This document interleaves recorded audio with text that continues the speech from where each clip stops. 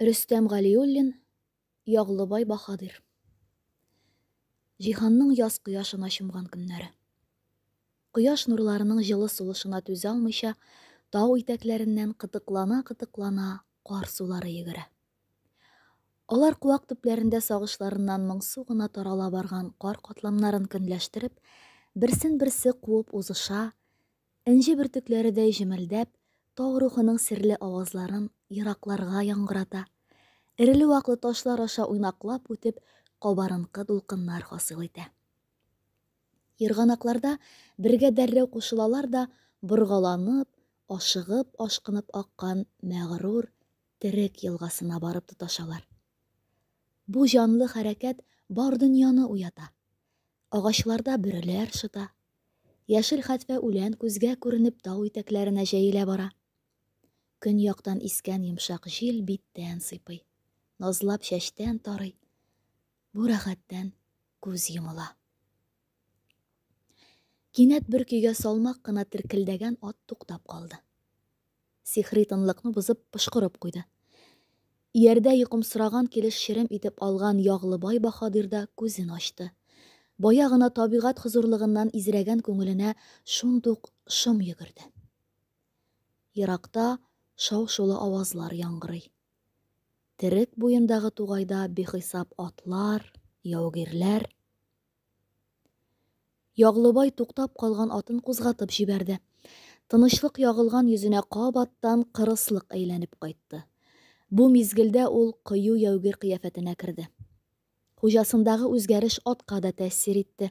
Башын чиеп кешнәп алды да юырта башлады. Бу мөгаен соңгы сугыштыр, дип уйлады эченнән генә Яғлыбай Баһадир. Әле Кондырча елгасы буендагы кан коешлардан да яралар төзәлеп җитмәгән иде. Ул инде күп сугышлар кичкән, үлем белән ничәмә кат күзгә-күз очрашкан тәҗрибәле яугир.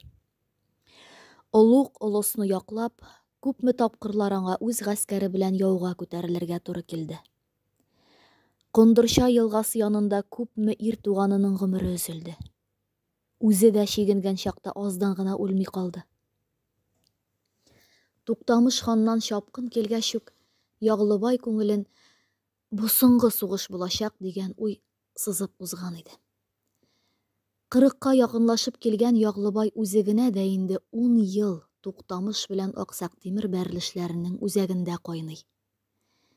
Дистә ел элек Туктамыш хан Аксактимер кул астындагы Тәбриз каласын буйсындырганда да Яғлыбай Баһадир гаскәр башлыкларының берсе иде. Инде менә хәзер дә ул сугышчылары белән нәүбәттәге кан коешта Туктамыш гаскәренең уң канатына басачак. Илдә тәртип юк. Яғлыбай Баһадир үз эченнән генә сукрануын дәвам итте. Ыгы-зыгылар, тәхет бүлешүләр дәүләтнең тез астына ныклап сукты. Туктамышта тәхеткә килүдән башлап гаугасыз көн күрми. Аксактимергә ни җитми. Мисырдан Кытайгача дөньяны яулап алмакчы, инде хәзер Дәшти Кыпчакны да сытып үтмәкче. Җир җитмиме бу җиһангирләргә? Әнә, болын тугайлар, иксез-чиксез далалар, чүлләр. Тау кирәкме? Менә, күккә ашкан калкулыклар, биеклекләр. Су җитмиме? Күр бу елга, күлләрне. Алар дөнья бүлешә. Яу кырында иң гаәр ирләрнең җаны кырыла. Күңелләре таштан яралгандыр бу хакимнәрнең. Әйе, җитми шул. Һәркемнең шәп җирдә яшисе килә. Кысыр чүлдә кемнең генә иза чигәсе килсен. Җиңүчегә бөтен дөнья рәхәте, ә җиңелүчегә үлем. Үлем бәхете тимәсә, коллык газабы. Ике якның да төп көчен атлы гаскәр тәшкил итә. Төп орышны табигать яңарган вакытка билгеләүләре юктан гына түгел җиһангирларның. Таулардан әле кар сулары акса, түбәнлектә инде яңгырлар сибәли. Тугайларда утлап йөргән атларга үлән 2 көндә яңадан шытып та чыга. Кондырша елгасы буендагы җиңүдән канатланган Җиһангирның хәлиткеч сугышка ныклап әзерләнгәне. Хас дошманы Туктамыш ханны тармар итүгә теше кыҗраганы, тәхет илен төбе тамыры белән корытырга ниятләгәне озын колаклар хәбәре аша ишетелеп торды. Шулай да андый зур кан коешлар үз гомерендә бүтән булмас дип өметләнә иде Яглыбай баһадир. Әмма Аксак Тимер инде күптәннән Туктамыш ханның сакчы гаскәрләрен тармар итеп, шигендерә ил эченә керә бара. Сугыш котылгысыз иде. 2 көн инде сызгырып уклар оча, яралы ирләр ыңгыраша, атлар пышкыра, туктаусыз кылыч чыңы яңгырый, һәр кайда оран, шау-шу, мәхшәр купкан диярсең. Яглыбай баһадир орышкан уң канат 2 көн инде Аксак Тимернең сул канатын туктаусыз талкый. Беренче көнне Аксак Тимернең гаскәрен таратып ташлап, аздан гына үзен әсирлеккә алмадылар. Әмма сугышчыларның саны ишле шул.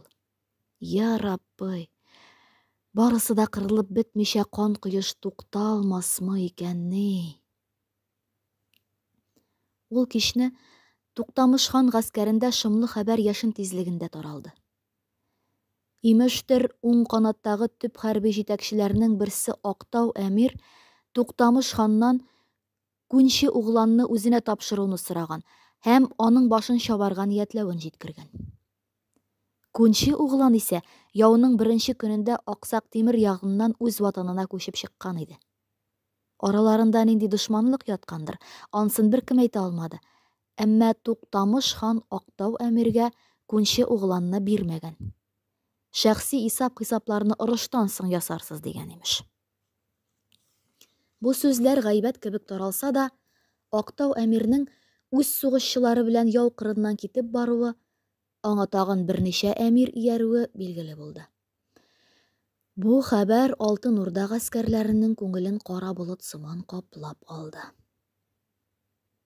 Яглыбай баһадир гомер-гомергә уң канатта сугышты. Туктамыш ханнан иртәгәсен аңа сул канатта сугышырга дигән фәрман килгәч, ул моны начарга юрады, пошаманга төште.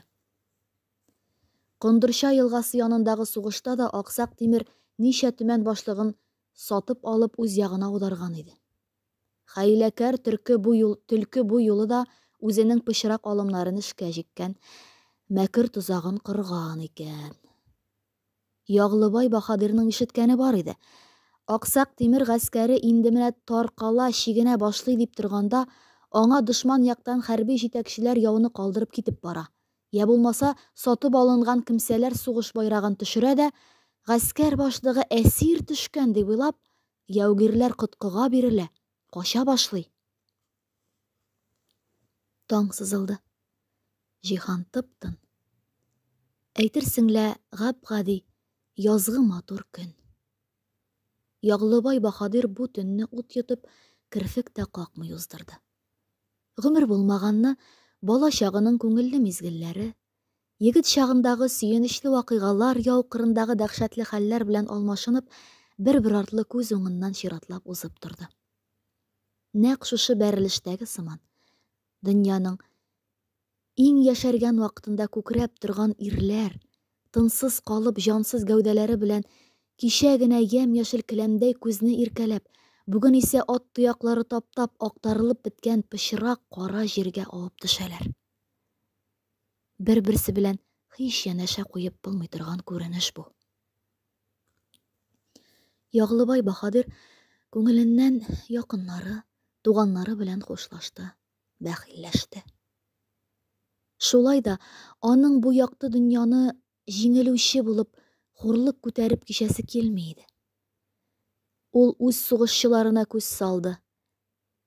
Әле кичә дошманга ачудан ут кебек янган күз карашларында өмет чаткылары кими төшкән. Бүгенге орышның хәл иткеч буласын һәр кайсы яхшы аңлый. Тәкъдир тактасына язылганнан узып булмай, дип уйлады Яглыбай баһадир. Хәере белән генә бетсен. Уран салдылар. Алтын Урда гаскәре 2 канат, маңгай, Барысы бердәм һөҗүмгә ташланды. Яғлыбай Баһадир хәйләкәр Аҡсаҡ Тимернең төп көчне ул җитәкләгән сул ҡанатҡа йүнәлтеүен, нәҡ менә аның сан яғыннан кимеп ҡалыуынан хәбәрҙар икәнлеген белмәй иде. Сугышчыларына көс-дәрт өстәп, ҡулындағы сөңгөсөн юғары тотоп, Яғлыбай Баһадир үзе дә сугышҡа керҙе. Орош кискә ҡәҙәр барҙы. Бер миҙгелдә Яғлыбай Баһадир сул ҡанатының тәмам бушап ҡалыуын, төркөмләп шигенеүен, дошмандың күп санлы ғәскәре ҡаршында үҙ сугышчылары белән генә ҡалыуын чамалап алды. Һәләкәт ҡотолғосоз иде. Үзләрен ҡамап алған ғәскәренең зурлығынан, күплегеннән түбә шәшең үрә торорлоҡ. «Шигенмәскә», диде ул, һәм ҡашмасын өсөн үзенең атын тимер шылбыр белән шауларға бойорҙо. Сырты сынса да сер бирмәс, дошманына тез чүкмәс Яғлыбай Баһадирның тау кебек тороуы сугышчыларны да дәртләндереп, хәлләндереп җибәрҙе. Тигеҙсез, аяусыз ҡан ҡойош башланды. Аҡсаҡ Тимернең уң ҡанаты башлығы Усман Әмир Туҡтамыш ханның сул ҡанатынан бары Яғлыбай Баһадирның ғына үҙ сугышчылары белән ҡалыуын күреп, яу ҡырына килде. Шигенмәс өсөн атын тышаулап орошҡан Баһадирның данынан ҡаны ҡызды. Үзе дә сизмәстән шул тарафҡа томоролдо. Яғлыбай Баһадирның очлы күҙе жан саҡшылары уратып алған Усман Әмирне йыраҡтан уҡ тотоп алды. Суҡса тимер өзәйерҙәй таза ир туп-туры аңа яҡынлаша иде. «Усман Әмир!»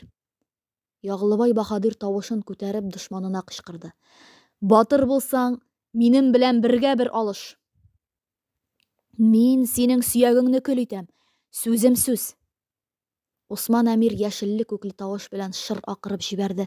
Ҡылышын селтәнә-селтәнә Яғлыбай Баһадирға ташланды. Көсләр тигеҙ иде. Әммә Яғлыбай Баһадир тәжрибәлерәк. Ул бер туҡтаусыз һөжүм иткән Усман Әмирҙән оста ғына саҡланып, уңайлы миҙгеленә көттө. Кинәт Яғлыбай Баһадирның шигенмәс өсөн тышауланған аты сөрлөктө дә ауып төштө. Үзе белән бергә жайҙағын да тәгәрәтте. Өҫтөнә хәнжәрен ялтыратып ташланған Усман Әмирнең ҡанлы ҡарашын ғына күреп өлгөрҙө Яғлыбай Баһадир. Яғлыбай Баһадирның гәүҙәсенән айырылған башы өсөн ҡотошҡос суйыш башланды. Ахыр шиктә сугышчылары Яғлыбай Баһадирның гәүҙәсен ҡулларына төшөрә алды. Ҡара көбә кейемнән аҡ атларға атланған егетләр аны яу ҡырынан алып сыҡты.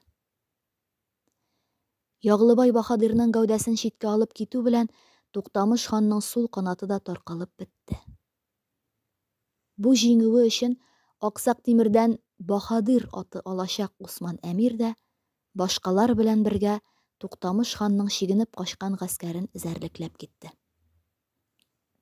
Үлек тулы яу ҡырын, ҡырҡылдашып, ҡара ҡоҙғондар сырып алды.